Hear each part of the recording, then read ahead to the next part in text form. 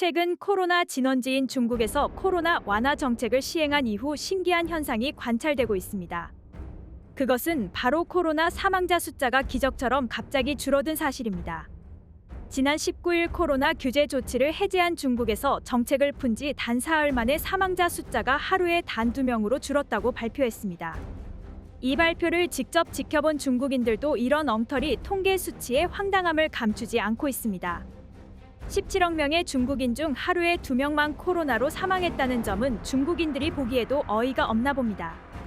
어쩌면 중국은 통계 조작 없이는 이제 정상적인 방역이 불가능한 걸지도 모르겠습니다. 이런 엉터리 통계를 넘어서서 최근에는 가짜 코로나 의약품까지 성행하고 있어 사회적으로 큰 문제라고 합니다. 비싼 코로나 약을 감당하지 못하는 서민들과 돈을 밝히는 장사꾼이 이루어낸 합작품이라 할 수 있겠습니다. 이에 반해 우리나라는 세계적인 기업 삼성바이오로직스에서 코로나 백신을 비롯하여 코로나 자체 의약품까지 생산할 역량을 갖추고 있습니다. 반면 중국은 기초적인 백신조차 구하기 힘들어 가짜약이 성행한다고 하니 한국의 우수한 의료 산업 역량이 다시금 빛을 발하고 있습니다. 아프면 언제든지 건강보험 혜택을 받고 집 앞에서 코로나 약을 타먹을 수 있는 한국은 정말 의료 선진국이라 할 수 있습니다. 실제로 몸이 아프면 한국에서 치료받고 다시 되돌아가는 일부 양심 없는 중국인들이 있어 한국 사회에서도 문제로 대두되고 있습니다. 무엇보다 한국은 중국이나 기타 선진국과 비교하여 매우 선진적인 방역을 하고 있습니다.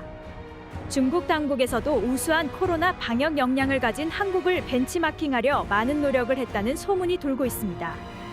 결정적으로 한국이 동일 인구 대비 코로나 확진자 및 사망자가 중국보다 월등히 낮았기 때문입니다. 한국을 소국이라 치부하면서 정작 실속은 전혀 챙기지 못하는 중국이 아이러니할 수밖에 없습니다. 과학적이고 전문가를 신뢰하는 한국의 방역 문화는 중국과 비교할 수 없을 것입니다. 코로나가 걸리면 한 구역 자체를 통째로 봉쇄해버리는 엉터리 정책은 결국 사건을 터뜨리고 말았습니다. 얼마 전 신장자치구에서는 아파트에 불이 났음에도 코로나 때문에 탈출이 막혀 수십 명이 산채로 사망하는 일까지 벌어졌습니다. 이로 인해 중국에서는 백지 시위라는 보기 드문 반정부 시위까지 벌어졌고 결국 중국 정부는 한 발 물러나야만 했습니다. 시진핑 3기 집권의 무리한 추진이 결국 화를 불러온 셈이라 할 수 있겠습니다.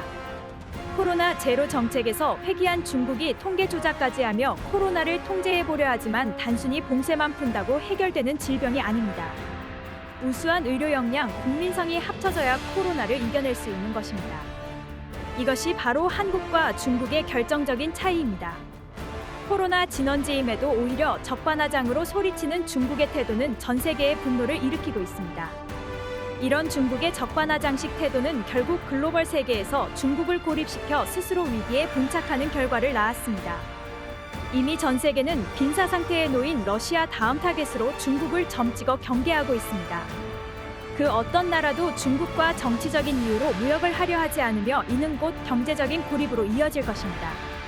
한국은 이러한 틈을 노려 재빨리 중국을 다시 발판 삼아 글로벌 세계로 나아가야 될 것입니다. 오늘 중국의 현실적인 코로나 영상이 마음에 드셨다면 좋아요, 구독과 알림 설정 부탁드립니다. 앞으로 좋은 영상으로 다시 찾아오겠습니다.